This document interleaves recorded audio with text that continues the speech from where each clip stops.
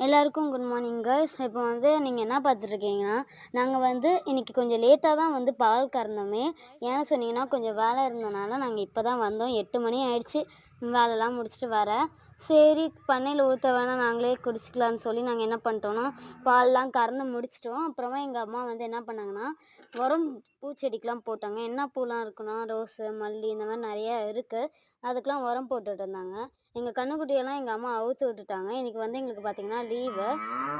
எங்கள் மாடெல்லாம் பச்சை தீனி தின்னே ரொம்ப நாள் ஆச்சு. அவங்களும் வைக்கோல் தான் ரொம்ப தின்னுக்கிட்டே இருந்தாங்க. இப்போ அப்புறமா தண்ணி காமிச்சிட்டு அதை லைட்டாக மேய்ச்சிட்டு அப்புறமா நாங்கள் வீட்டுக்கு போகலான்னு. கன்னுக்குட்டிலாம் நல்லாவே தின்னுச்சு. ஆனால் ஒரே ஒரு கன்னுக்குட்டி மட்டும் தின்னவேல பால் குடிச்சிக்கிட்டே இருந்தது. இப்போ பார்ப்பீங்க இருங்க, நான் காமிக்கிறேன்.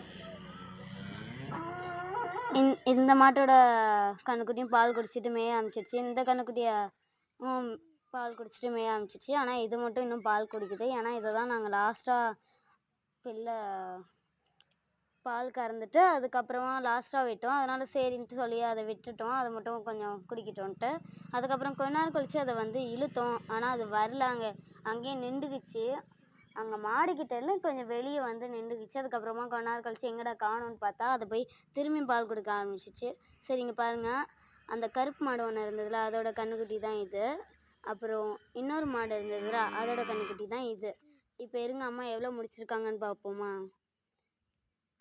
எங்கள் அம்மா இன்னும் முடிக்கல, ஆனால் கொஞ்சம் முடிச்சிட்டாங்க ஏற்கனவே உரம் போட்டு. அதே போல் தீவன பயிருக்கும் நாங்கள் உரம் போட்டோம். நேற்றே நாங்கள் எல்லா செடிக்கும் தண்ணிலாம் பாய்ச்சிட்டோம். வீடியோ பிடிச்சிருந்ததுன்னா லைக் பண்ணுங்கள், சப்ஸ்கிரைப் பண்ணுங்கள், கமெண்ட் பண்ணிடுங்க. Thank you. Have a nice day.